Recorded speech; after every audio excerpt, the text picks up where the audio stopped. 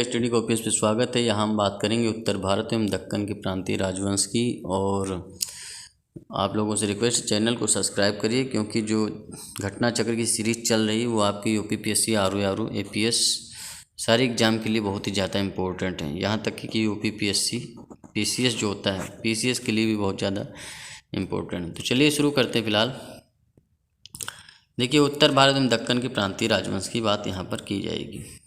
तो जौनपुर की स्थापना फिरोज शाह तुगलक ने अपने चचेरे भाई जौना खान, जो कि मोहम्मद बिन तुगलक का नाम था।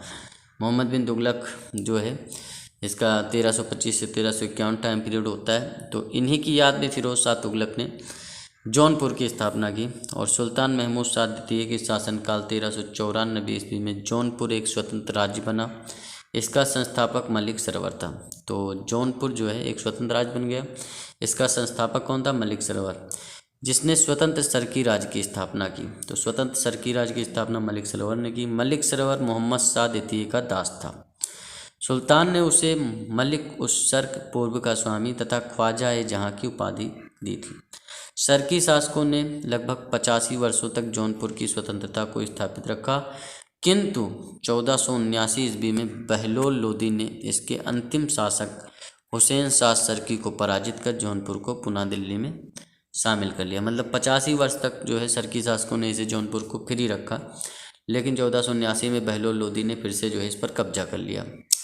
और इब्राहिम शाह सरकी के बारे में जानते हैं कि 1402 से 1440 गजेटियर ऑफ इंडिया के अनुसार 1401 में, जबकि जौनपुर डिस्ट्रिक्ट गजेटियर के अनुसार 1402 में।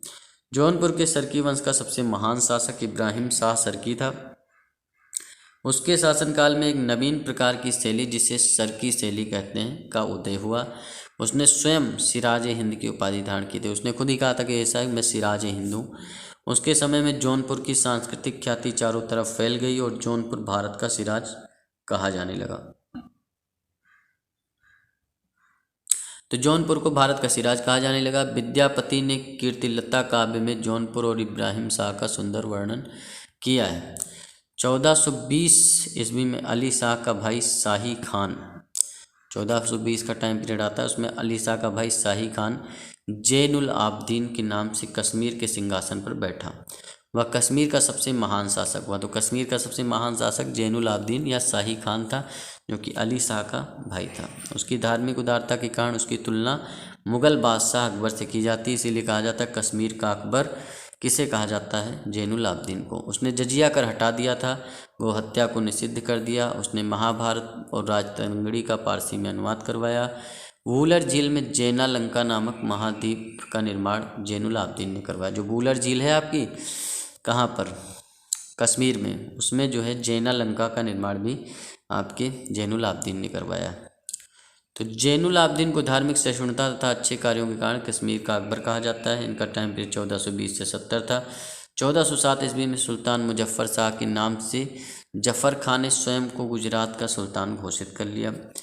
इसने मालवा के शासक हुसंग शाह को पराजित कर उसकी राजधानी धार पर अधिकार कर लिया, किंतु बाद में उसने उसका राज्य वापस भी कर दिया। 1458 में फतेह खान सिंहासन पर बैठता है। उसने अबुल फतेह महमूद की उपाधि ग्रहण की, परंतु इतिहास में वह महमूद बेगड़ा के नाम से विख्यात हुआ। जो अबुल फतेह महमूद था, उसका महमूद बेगड़ा नाम पड़ गया। इसकी मुख्य विजय चंपानेर और गिरनार के दृढ़ किलों की थी।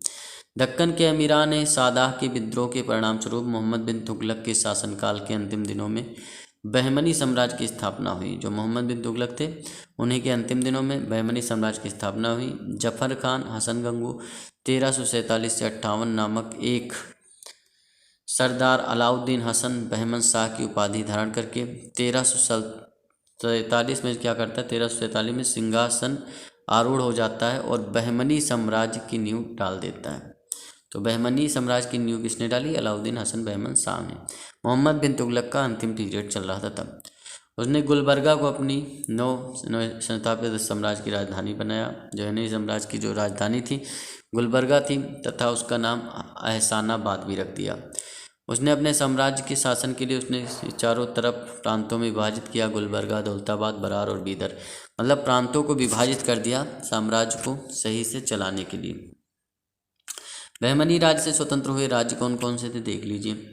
बरार, इसके संस्थापक फतेहुल्लाह इमाद शाह थे। बीजापुर, यूसुफ आदिल शाह थे। अहमदनगर, मलिक अहमद थे। मतलब जब ये अलग हुए तो उनके ये लोग क्या कहते थे, संस्थापक थे। गोलकुंडा, कुली कुतुब शाह, मतलब अलग करने को ही संस्थापक मान लिया जाता था, समझिए बात को। बीदर के अमीर अली बरीद। अब ये राजवंश कौन था, इनका इमदाद शाही था, इनका आदिल शाही था, इनका निजाम शाही था, इनका कुतुब शाही था। कुली कुतुब शाह गोलकुंडा और बीदर बरीद शाही राजवंश था। बीजापुर का शासक इब्राहिम आदिल शाह द्वितीय एक महान विद्या प्रेमी था और विद्या का संरक्षक था। उसकी प्रजा उसके उदार दृष्टिकोण के कारण उसे जगत गुरु की उपाधि संबोधित करती थी।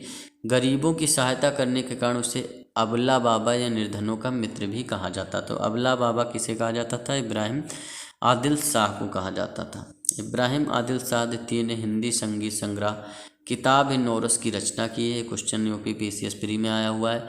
उसी के काल में फरिश्ता ने तारीख़ फरिश्ता नामक प्रसिद्ध ऐतिहासिक ग्रंथ की रचना पूरी की।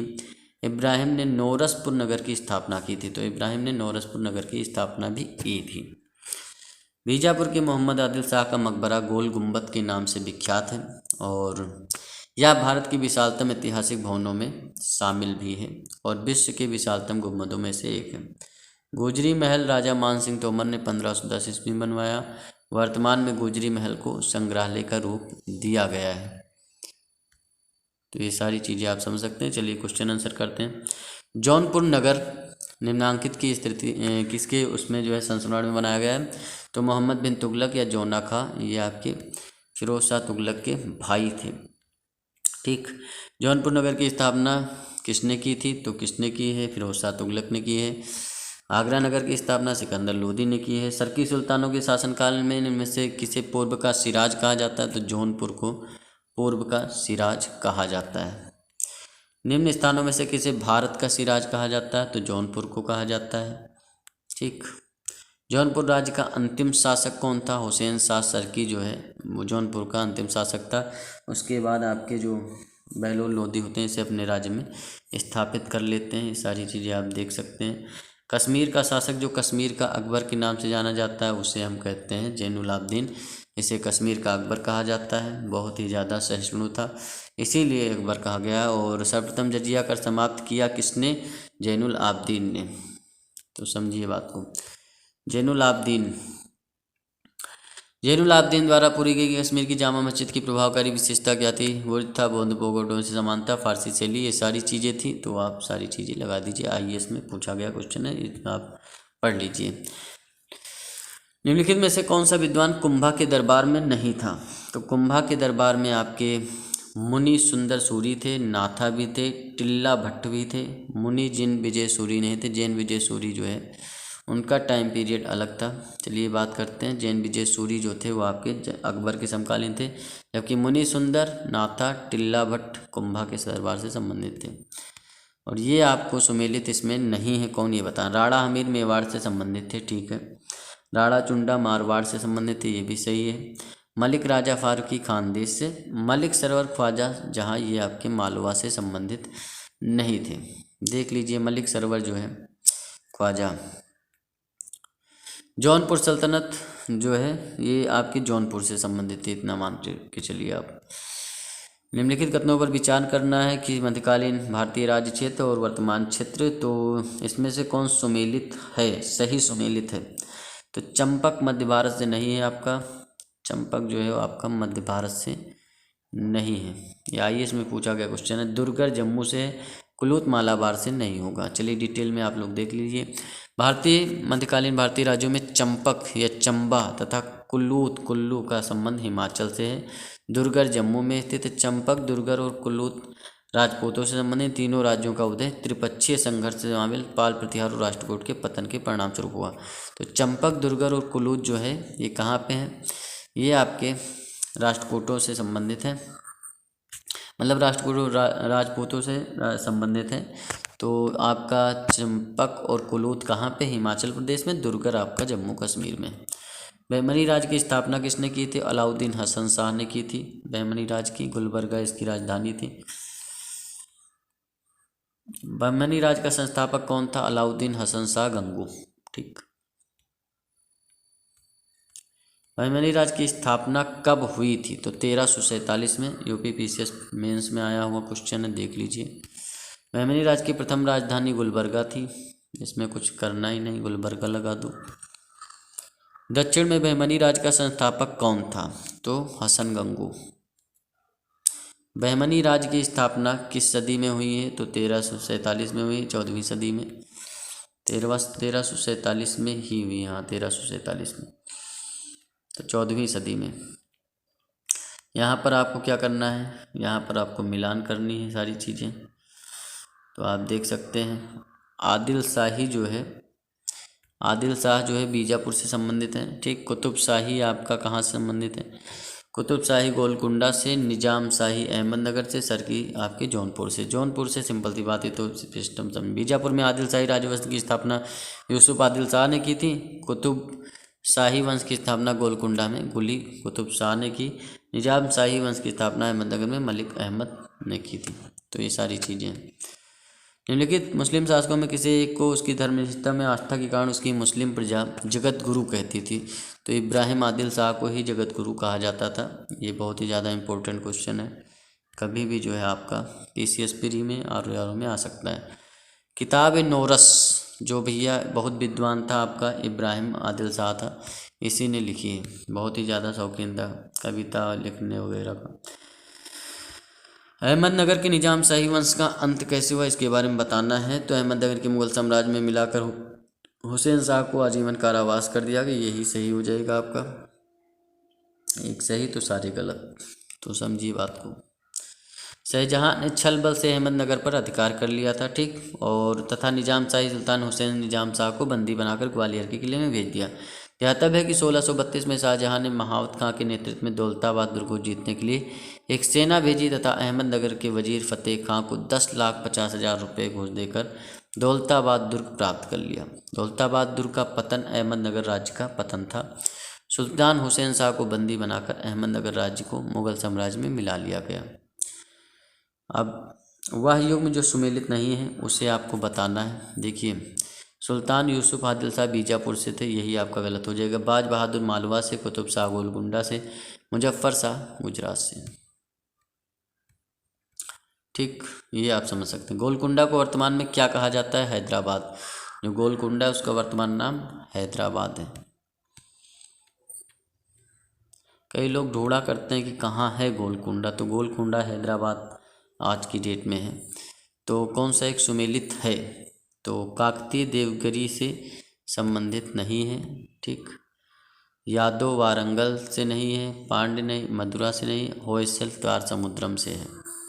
तो ये सुमेलित है आपका। होयसल वंश की राजधानी द्वार समुद्रम, जबकि काकतीय वंश की वारंगल थी। ये आप याद कर लीजिए, बहुत ही ज़्यादा इंपोर्टेंट। होयसल वंश की द्वार समुद्रम, काकतीय वंश की वारंगल, यादव वंश की देवगिरी, पांड्य वंश की राजधानी कौरकई है, और जो है जिसे बाद में मदुरा किया गया, पहले जो है कौरकई थी।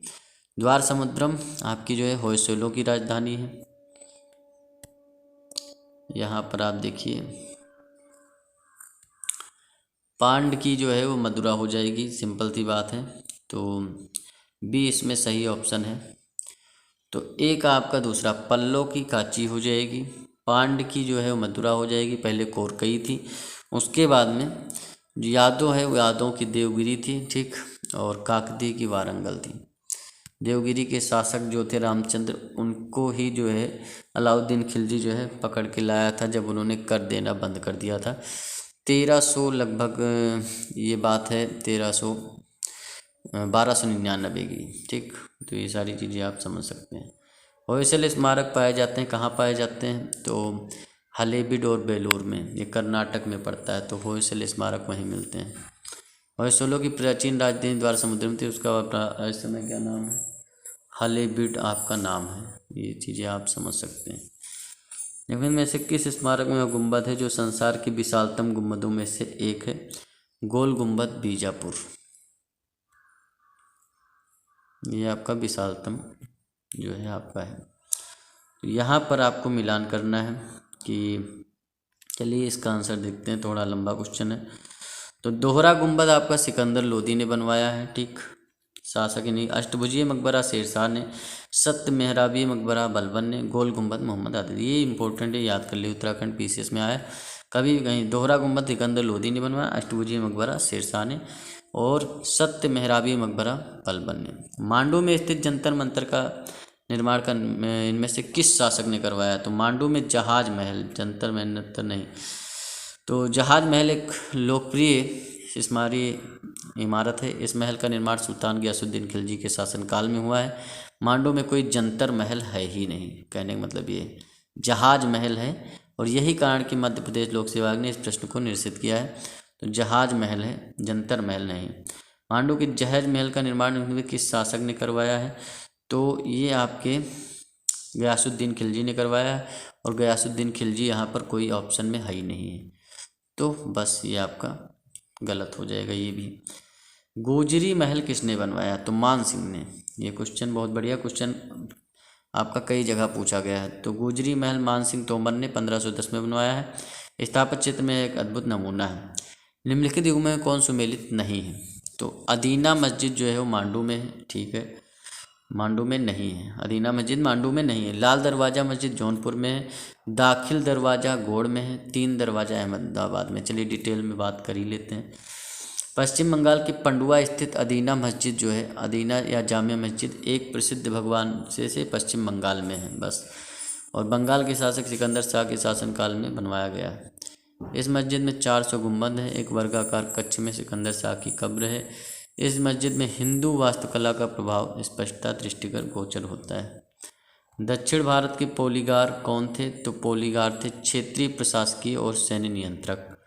दक्षिण भारत के पोलीगार किसे कहा जाता था? क्षेत्रीय प्रशासक और सैन्य नियंत्रक को कहा जाता था। तो ये सारी चीज़ें आपकी कंप्लीट होती हैं, और नेक्स्ट वीडियो आपका भक्ति आंदोलन पे होगा। तो चैनल को सब्सक्राइब करिए। यूपीपीएससी, आरओ, एपीएस सबके लिए बहुत ही ज़्यादा इम्पोर्टेंट है।